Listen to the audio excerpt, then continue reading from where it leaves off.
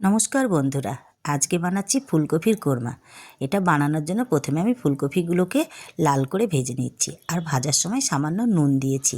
ফুলকপিগুলো লাল করে ভাজা হয়ে গেছে, এবার এগুলোকে তুলে নিচ্ছি। এবার কড়াইতে আর একটু তেল দিয়ে তেলটা গরম হলে ওর মধ্যে দিয়ে দিচ্ছি বেটে রাখা পেঁয়াজ, আদা আর একটা কাঁচা লঙ্কার পেস্ট, আর দিচ্ছি পরিমাণ মতন লবণ, জিরের গুঁড়ো আর লঙ্কার গুঁড়ো। এখানে আমি হলুদ গুঁড়ো ব্যবহার করিনি। তারপর মশলাটা যখন কষা হয়ে গেছে তখন দিয়ে দিচ্ছি এর মধ্যে কাজু, কিশমিশ আর চালমগজ আর পোস্ত বাটাটা।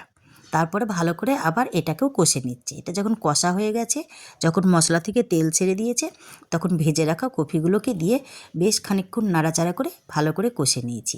তারপরে দিয়ে দিয়েছি পরিমাণ মতন জল, যাতে কপিটা সিদ্ধ হয়ে যায়, আর এর মধ্যে দিয়েছি স্বাদ অনুযায়ী চিনি।